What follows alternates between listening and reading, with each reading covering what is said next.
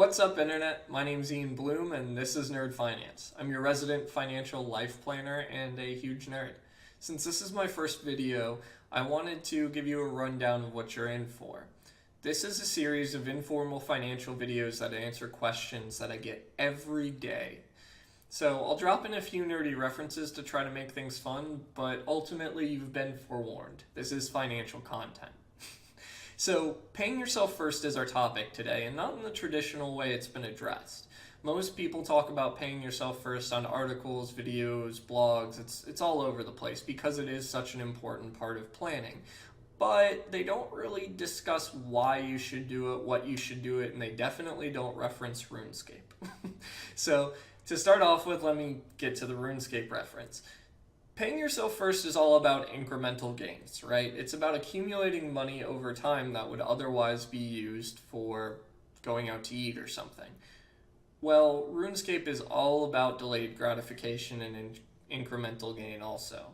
So in RuneScape, you might get 25 XP for mining copper. But to get your mining level up, you might need 1500 XP. That means you're going to have to mine a lot of copper to get there. However, doing that has its own reward. At the end of it, you have a higher mining level, you can do other stuff. It's pretty similar in the real world. Saving money over time allows you options and choices. So here's the good news. You already probably pay yourself first somewhere. Most people save in a 401k or retirement plan over time, and that counts. That is paying yourself first. It means that you're deferring some of your paycheck without the ability to interfere with it to a retirement account.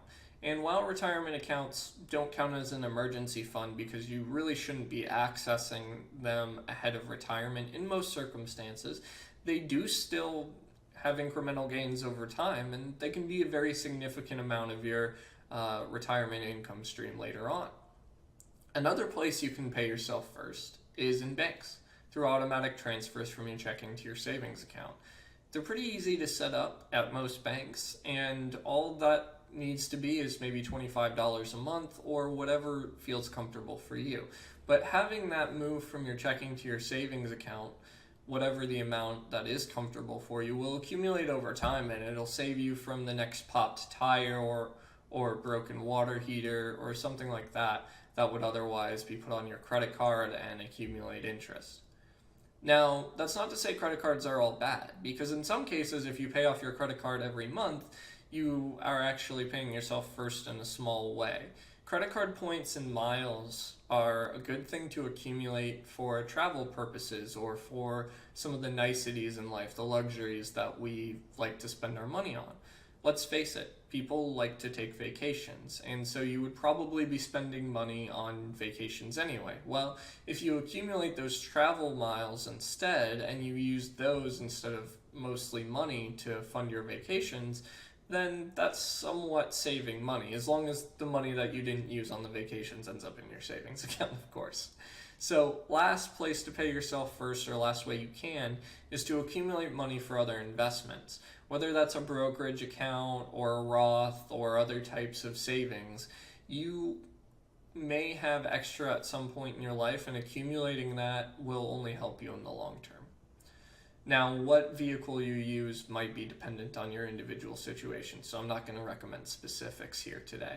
But that's all for today. The video was probably a review for some of you, so I promise we'll dive into something more intricate and complex next episode. If you have any ideas for future episodes, or you would like to engage with me, I'm at OpenWorldFP on Twitter, or at IanHBloom there for me individually. You can also find my company on Facebook and LinkedIn. Lastly, Ian Bloom at openworldfp.com is my email, and you can find my website, openworldfp.com, where you can also look at what my services would be like as a financial life planner if all this sounds like a lot to you. Thanks so much. I hope you have a great day.